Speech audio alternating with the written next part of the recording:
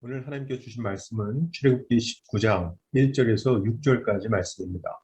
제가 봉독하겠습니다. 이스라엘 자손이 애굽 땅을 떠난 지 3개월이 되던 날 그들이 시내 광야에 이르니라. 그들이 르비딤을 떠나 시내 광야에 이르러 그 광야의 장막을 치되 이스라엘이 거기 산 앞에 장막을 치니라. 모세가 하나님 앞에 올라가니 여호와께서 산에서 그를 불러 말씀하시되 너는 이같이 야곱의 집에 말하고 이스라엘 자손들에게 말하라. 내가 애굽 사람에게 어떻게 행하였음과 내가 어떻게 독수리 날개로 너희를 업어 내게로 인도하였음을 너희가 보았느니라. 세계가 다 내게 속하였나니 너희가 내 말을 잘 듣고 내 언약을 지키면 너희는 모든 민족 중에서 내 소유가 되겠고 너희가 내게 대하여 제사장 나라가 되며 거룩한 백성이 되리라. 너는 이 말을 이스라엘 자손에게 전할지니라. 아멘. 인간들이 신을, 우상을 만드는 목적과 이유는 자신이 원하는 길을 위해서입니다. 즉, 그들의 신은 초월적인 능력의 소유자이기 때문에 자신이 가고자 하는 길에 어려움이 있을 때에 도움받을 수 있다는 것이 인간이 만든 신, 즉 우상에 대한 근본 생각입니다. 기독교인들도 하나님의 인도를 말합니다. 그런데도 실제의 삶에서는 하나님의 인도를 실감하기가 힘들지요. 왜냐하면 내가 원하는 길로 인도되지 않기 때문입니다. 때문에 신자가 분명히 생각할 것은 하나님의 인도는 우리의 뜻과 상관없이 하나님의 뜻에 의해 되어지는 하나님의 일하심이라는 겁니다. 바로 이것이 이스라엘이 출애굽하여 인도되는 과정에서도 낱낱이 드러나고 있습니다. 하나님은 이스라엘을 일방적으로 인도하십니다. 약속의 땅이라는 목적은 정해져 있지만 그것도 하나님이 일방적으로 약속하신 거거든요. 그리고 약속의 땅으로 가는 길도 이스라엘의 의사는 묻지 않으시고 하나님이 일방적으로 광야로 데려가신 겁니다.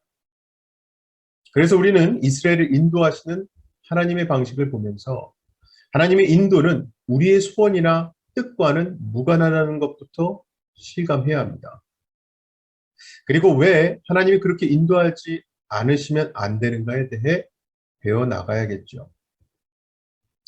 4절 말씀에 보면 내가 애굽 사람에게 어떻게 행하였음과 내가 어떻게 독수리 날개로 너희를 업어 내게로 인도하였음을 너희가 보았느니라 말씀합니다. 이렇게 독수리 날개로 업어서 인도하시는 것이 하나님의 방식입니다. 이것은 하나님이 인도하고자 하는 그곳이 이곳으로 와라라는 명령에 따라 인간이 자기 발로 스스로 갈 수 있는 그런 것이 아니라는 뜻이 되는 거예요. 이걸 다른 말로 하면은 너희 힘으로는 절대로 올 수 없다는 것을 의미하는 겁니다. 정말 여러분 독수리 날개에 만약에 엎였다면 독수리가 날아가는 곳으로 갈 수밖에 없습니다. 독수리가 자신이 업은 자의 말을 듣는 게 아니잖아요. 독수리는 그저 독수리를 보낸 자의 뜻에 따라 날아갈 뿐입니다. 그리고 그렇게 엎여서 인도된 곳이 하나님이신 거예요. 고로 독수리 날개에 엎여서 인도되는 것은 참 놀랍고 신기한 일입니다. 실제로 독수리 날개에 엎여서 날아간다고 생각해 보십시오. 있을 수 없는 신비한 기적을 체험하는 거거든요. 그런데 실제로 하나님은 당신의 백성을 그러한 기적으로 인도하신 겁니다. 하지만 우리는 보통 그러한 기적을 무시합니다.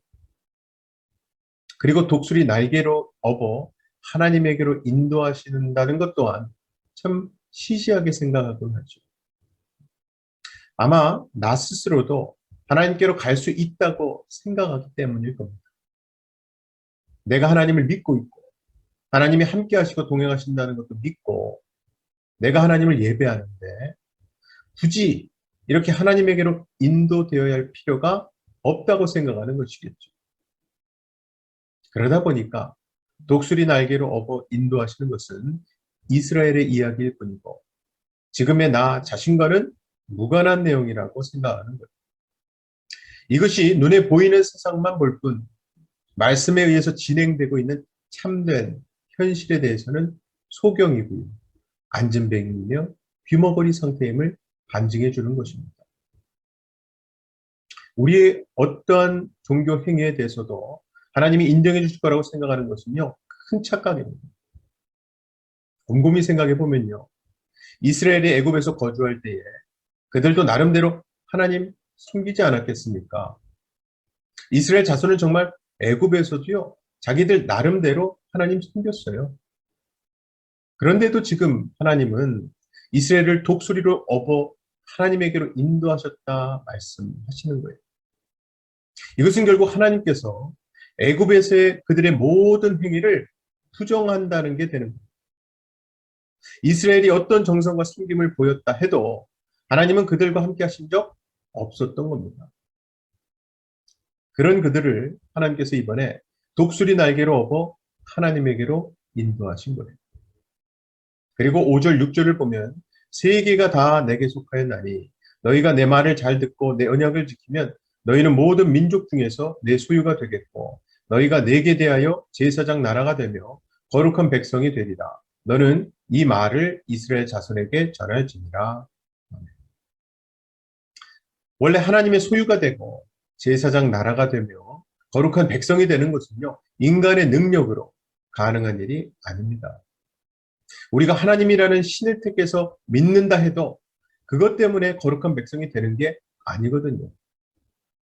하나님의 소유가 되는 것, 제사장 나라가 되고 거룩한 백성이 되는 것은 우리로서는 불가능하고 하나님이 행하신 방식으로만 됩니다. 그래서 이것을 기적이라고 부르는 거죠. 따라서 누가 하나님의 소유된 거룩한 백성이냐라는 것은 독수리 날개 옆에서 구원된 경험이 있는가로 확인됩니다.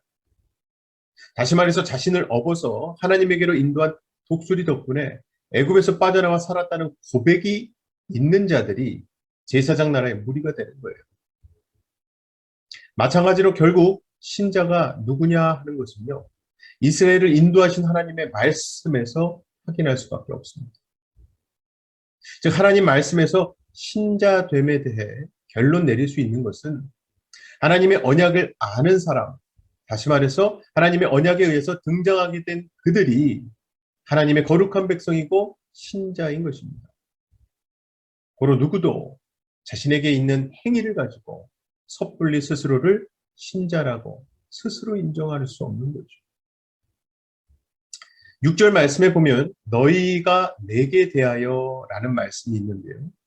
세상이나 세상 사람이 아닌 하나님에 대하여 내가 누구인가를 알았을 때 그러한 자들에게서만 나오는 고백이 있습니다. 시편 51편 3절 4절 말씀을 보면 다윗이 이렇게 고백합니다. 무릇 나는 내 죄가를 아오니 내 죄가 항상 내 앞에 있나이다.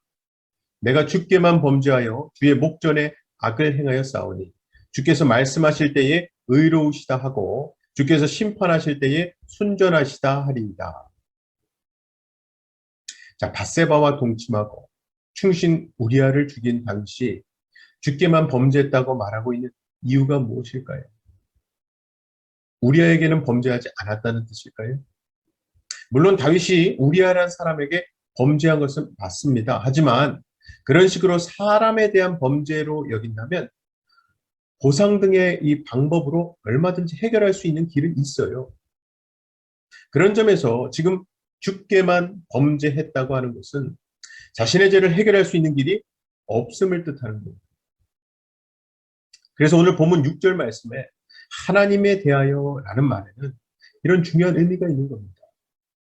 세상에 대한 나를 생각하면 실력, 열심, 그런 배경 등이 있으면 그것으로 내 자랑으로 나오게 되지만 하나님에 대한 나를 생각하면 무엇으로도 해결될 수 없는 범죄한 자로만 존재하게 되는 겁니다.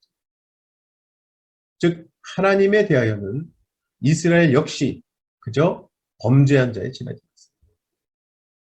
하나님은 이들을 죽음의 재앙인 장자 재앙에서 어린 양의 피로 살리시고 애굽에서 나오게 하신 겁니다. 바로 이것을 두고 하나님은 독수리 날개로 업어 하나님께로 인도하셨다 말씀하십니다. 그래서 결국 여기에 나오는 독수리는요, 이스라엘을 찾아오신 하나님의 은혜와 자비를 뜻합니다. 해결될 수 없는 죄가 어린 양의 피라는 은혜와 자비의 방식으로 해결된 거죠. 그래서 어린 양의 피라는 하나님의 언약이 담긴 백성에게서 나올 수 있는 고백은요, 하나님에 대해서 범죄한 자라는 것입니다. 이것이 지금 예수님이 흘리신 피로써 살았다는 고백으로 나와진다면 그 사람이 바로 신자인 겁니다. 그리고 제사장 나라라고 하는 것은 제사장 한 사람의 희생으로 전부가 사는 나라라는 뜻이에요. 그리고 그러한 제사장으로 오신 분이 예수님인 것을 생각한다면 예수님이 희생의 나를 살렸다는 것을 믿는 무리들이 결국 제사장 나라가 되는 겁니다. 따라서 제사장 나라의 중심은 예수 그리스도를 보내심으로 찾아오신 하나님의 사랑, 자비입니다. 사랑하는 우리 성도 여러분, 우리는 그저 독수리 날개에 엎여 있을 뿐입니다. 어느 정도 수준이 되면 내 발로 가는 것이 아니라 하나님께로 인도되어 영원한 생명을 누리는 그날까지 우리는 독수리에게 엎여갈 수밖에 없습니다. 그래서 결국 은혜로 시작해서 은혜로 끝나는 것이 하나님의 언약입니다. 그래서 믿음은 예수님의 그 피의 은혜에 감사하게 하는 겁니다. 나의 행위에 대한 애착을, 자부심을 버리게 하면서 예수님이 용서로 살았다는 기쁨으로 인해서 용서를 증거하는 자로 살게 되는 거죠. 바로 이것이 베드로전서 2장 9절에서도 말하는 하나님의 택하신 족속, 왕 같은 제사장, 거룩한 나라, 그의 소유가 된 백성으로 사는 것입니다. 아무쪼록 바로 이것이 우리를 예수의 피로 살리시고 하나님의 백성 되게 하신 이유임을 명심하시고 오늘도 독수리에 엎여가는 것과 같이 하나님 말씀에 엎여서 주님께 엎여서 하나님께 더 가까이 나아가시는 저와 여러분 되시기를 주님의 이름으로 간절히 축원합니다. 이 시간 다 같이 두 가지 기도 제목 놓고 기도하실 때에 오늘도 나를 독수리에 엎여가는 것과 같이 주님께 엎여 사는 삶, 하나님께로 가까이 가는 삶 되게 달라고 기도합시다. 둘째는요, 특별히 오늘 저녁에는 여선교회 찬양 예배 5월의 향연 예배가 있습니다. 하나님께서 그 예배를 기뻐 흠양하시고 모이시는 모든 성도님들이 큰 은혜 받게 해달라고 기도합시다. 제가 기도하겠습니다. 사랑의 아버지 하나님 감사합니다. 우리의 영혼이, 우리의 삶이 독수리에 엎여가는 것과 같이 아무 결정, 권한이 없지만 하나님께로 가고 있음을 감사합니다. 무엇보다 주신 말씀이 우리가 그곳으로 가고 있음을, 하나님께로 가까이 가고 있음을 깨닫게 해주셨사오니 우리가 그 말씀 붙들고 살아갈 때에 독수리와 같이 그렇게 엎여가는 것과 같이 우리 삶이 독수리와 같은 하나님의 은혜, 인도하심 경험하게 하시고 하나님께 큰 영광 돌리며 살아가는 이 땅에서의 우리의 삶 될 수 있도록 도와주시옵소서. 특별히 오늘 저녁 여선교회 5월의 향연이라는 찬양 예배가 있습니다. 무엇보다 하나님께서 기뻐 흠양하시는 예배 되게 하시고 예배에 참여하는 모든 분들, 섬기시는 모든 분들이 하나님의 큰 사랑과 은혜를 경험하는 귀한 예배 시간 되게 하여 주시옵소서. 믿고 감사드리며 예수님 이름으로 기도합나이다. 아멘.